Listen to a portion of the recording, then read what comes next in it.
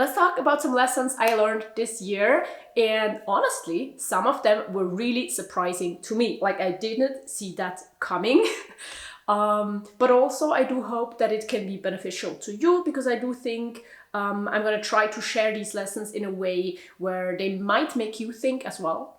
And I'm sure you've learned different lessons too. So I would be really grateful if you could leave them down below in the comments if it's something that you think more people could benefit from. But let's just get started with the first one. The first one has actually to do with minimalism. I decided to not make a 9 years of minimalism video, but it's been 9 years since I started adopting a minimalist lifestyle and started decluttering my life. There's one thing that I want to share with you, and that is my relationship with stuff is still changing a little bit.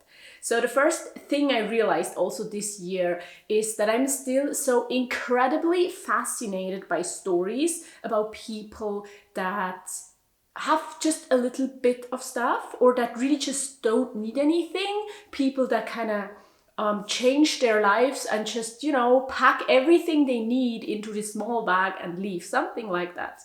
And I've shared this before in a video, and I've actually talked more about it in the podcast over on Patreon. If you're a patron, you have access to a weekly podcast episode there. But the lesson I learned is not that I really want to actually just own a small bag of stuff and live my life. Like, that is pretty far from true, because I like my life. And honestly, I'm accumulating a bit of stuff over the past few years because I'm not as strictly extreme minimalist as I've been in the past. But the crucial thing, and that's what I learned, is that I think it's so much more about not needing so much. Yes, I have a bunch of stuff that all makes my life better, but the relationship with my stuff is different from what it's been in the past. Maybe in the past, my stuff had a lot of power over me. First, because I thought I needed all of the things. All of these things that I owned belonged to me, and I had to care for them, and I had to move with them and everything like that, like many people experience it. And then later on, the opposite, I've talked about that as well. Having a small amount of stuff doesn't mean that stuff is not important. Sometimes you're even more obsessed with stuff if you have a small amount.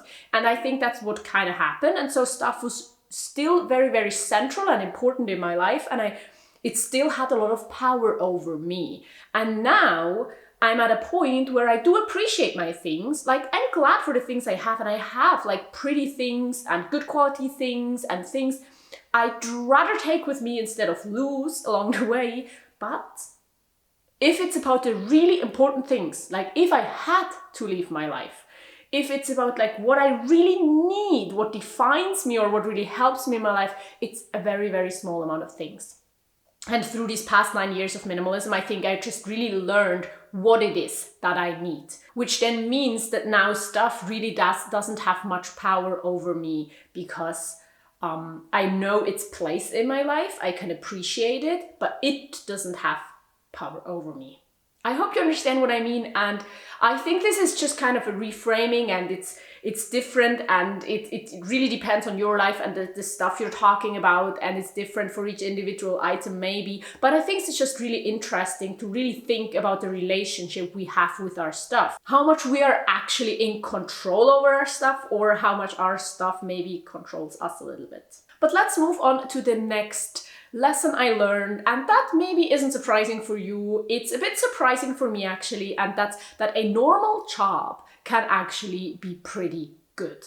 So at the end of last year, I started my social work job. So it's now been over a year, a little bit over a year since I've had this job. And being self-employed, I really, really wanted to keep it that way, because I knew I had this freedom that I can't have in a job where I work for someone else. I felt like I have so much control over my time, over the way I earn money, over being able to pivot and do something else, that I just really didn't want to lose that. But I didn't make enough money, and so money, or lack of money, kind of had a lot of control over me.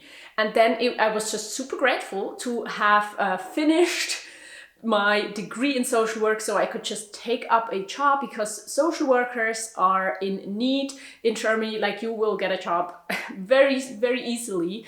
And that was the case for me as well. And so I started this job and I just worked part-time, but I just realized that it took away so much stress. And there are just huge benefits to working for someone else, especially in Germany, where workers do have certain privileges of like being able to get sick leave, a lot of it if necessary, be having like paid vacation, a lot of it actually, and just being able to not be responsible for everything, because you're just part of, I don't know, a job. You're just part of a business, or in my case, it's not just a business, it's like more so the city that employs me. But it just took a lot of stress off my shoulders to know that there is this monthly paycheck, that I just have to get in the hours that I'm supposed to get in. I do not have to work overtime, and if I do, I can leave early or like not take up a shift another day. And so this is a huge privilege, I realized, and honestly, in my case, in my life right now, maybe a good solution, because overall, I think my life is better and more stress-free now that I do work for someone else. But I do know that this is just not the case for everyone. It's not the case for every job. It's not the case for every country. And it really depends on like policies, legislation, and your boss maybe, and your team, if your job can be a good environment and get rid of some of your stress, or if it will make you more stressed. Just for me, I realized that being self-employed, having my own business, isn't actually the dream that most people make it sound. And it can be wonderful, and I still have my business, right? But it's not the only way for me to live a happy life. And I think that is a huge thing I realized this year. Number 3, I'm actually a bit scared telling you this, and honestly, it's been a pretty big surprise for me. I realized that I'm queer, and I didn't really see that coming. Honestly, I've always felt like I know myself pretty well, and it doesn't feel like I've been lying to myself. It's just that there's kind of just one more light bulb shining in another direction and bringing some light to some shadows, kind of.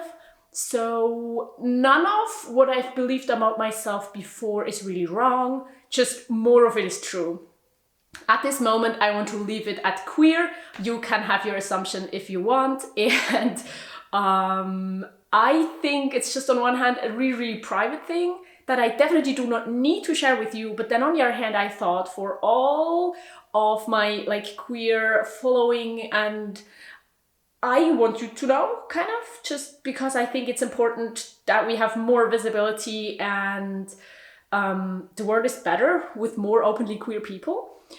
And for everyone that's not queer, it's just another thing about me that you now know. Honestly, as far as coming out, some of my family knows, some of my friend knows, others don't know, just because it hasn't come up. And since the reality is not that you come out once and then everyone knows, but you come out for the rest of your life, I just felt like this is the best. So if you feel betrayed because you hear it right now, right here, then I'm sorry, let's talk about it if you want, but that just felt like the right thing, the right place to share right now. And it's honestly been wonderful and felt expansive and felt true, and everything made sense. And on the other hand, I'm still in like the early stages of being like a baby queer, so things can still change, because honestly I really do believe that on one hand I'm of course still the same person, I've always been this person,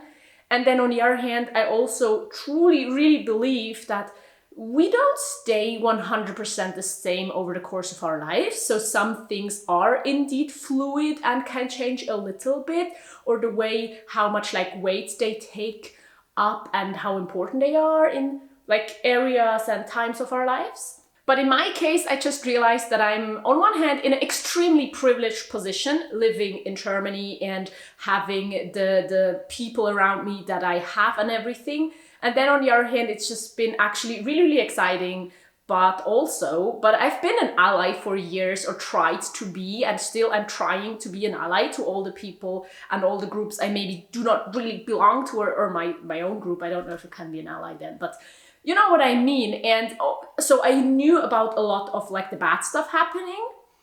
It potentially being something that happens to me did change a little bit, but not really, because you know, it doesn't really make a difference if it's just happening to other people, friends and family, or if it's happening to me. It's bad anyways. So for me personally, these past few months after like really realizing were actually great and interesting and fun. But on the other hand, of course, being queer is still like belonging to a marginalized group and still not having the same rights in every country on this planet, and facing discrimination and things like that. So yeah, that's of course also part of it. But I think let's move on to the next lesson. If you still have like more questions, I might answer them or I might not, but I'm of course going to talk more about it in upcoming videos whenever that makes sense. But the next fourth lesson that I learned this year has to do with my business. And honestly, I made a video about it in the beginning of the year, but I'm still like learning more about that and making new decisions because of that. And that's that I really do want to put myself before profit. So what that really means is that sometimes I make business decisions that are maybe not the best decision for the business, but I'm making them in order for me to still have fun with my business. Because this is my business, because this is a one-person business, I do want to mold it and pivot in a way that it's fun and exciting and makes sense for me. And that means that I might miss uploads. That means that I make videos about topics that are maybe not as well received as minimalism. That means that I discontinued some products and things I offered. I now maybe make less money, but then on the other hand, I'm feeling better the way I'm handling it now. Things like that. And this will not like end. And honestly, for the first time forever, I think I decided to purposely leave out an upload of a video in December, like in 2 weeks or so. Like right after Christmas, I will purposely just take a break because I think it will be better for me. It will keep more of the fun I have for this business and not just make me like burnt out. And I don't want to hustle so much that I burn myself out. That's honestly just what it is. And I don't want to work for a business that's not what I really intend it to be. That's not what's fun for me. So yeah, and I think that might not make me as rich, not as successful, not as maybe even, it might not make a lot of sense for you sometimes if you watch and you feel like, oh, I like the videos in the past better. But this channel changes with me, this business changes with me, and that's important because otherwise at some point I'm gonna be burned out and I'm gonna leave it completely, and that's not what I intend to do. I want this to continue for as long as possible and be fun for as long as possible. Because at this point with my social work job, I don't really do it for the money. I just do it because it's fun and because it's still an opportunity. It can still grow and be there for the money again in the future, maybe. So that's another thing I learned this year, and I really want to still put more effort into to really make sure that I'm doing the things that I want to do, that I'm completely standing behind everything my business does, instead of following some numbers and doing the things that algorithms tell me, because that's not what's ultimately gonna make my business and me like a good team. And then the last lesson I learned is partly surprising, because on one hand, it's a direction I've been going into for years, but then on the other hand, there are some things that I kind of pivoted away from that now become important again. And that has to do with beauty and beauty standards and just how I present myself. So now queerness could have an influence on that, right? So looking at myself through a bit of different eyes and maybe not centering men the same way I have unconsciously in the past might make me see myself different. But what I really mean, the lesson I learned, I think, is that I really, really, really want to live for myself. And especially whatever I do to my body, I want to do it in order to feel better, to be more able to use my time and my body for the things that I want to do in this world. And I want to focus even less, put less time and thoughts and effort into looking a certain way for someone else. And this someone else in our society, honestly, is most likely the male gaze. And I just realized this year how much, especially in the past, I've still thought about how I look in a sense of like, am I pretty? And the question of like, am I pretty was always catered towards like, am I pretty for men? And now men is still not even an individual. And of course, during the past few years, I've already shaved my head in 2021. And that's one of the things that usually are not deemed like beautiful on women. And I've done different things. I've not worn makeup. I've worn clothes that maybe are not deemed flattering for some people, but still I've kept up certain things and maybe still do that are somewhere ingrained in me, and where I still maybe think like I'm doing that for myself because I just feel better. But if I still look at myself with the male gaze, like in the mirror, like, no, that doesn't make sense, especially if it requires more work. Like if I use my time and thoughts and if I worry about how my body looks, I still want to say that it's really important to me that just every single person does the things they want to do with their body. Like it's your body. My body is my body. I can do with it whatever I want. I can have surgery, I can cut my hair, I can dress the way I want, I can wear makeup or not, I can do sports or not, I can eat the food I want. Like it's my choice. But I think we forget how much we're influenced and how much it's maybe sometimes not our choice. And that's a process, like we have to learn it. And we can also make the choice to, I don't know, do things for someone else. So what I wanted to say is that when it comes to my body and my time, I want to just put myself first. Like I want to be there for other people, but not when it's about my body, because that's mine and I want to use it in the best way, which for me a lot of times means like saving time and saving thought and saving money and saving effort if it doesn't compromise the way I feel. And usually I feel best with like intervening less with my body.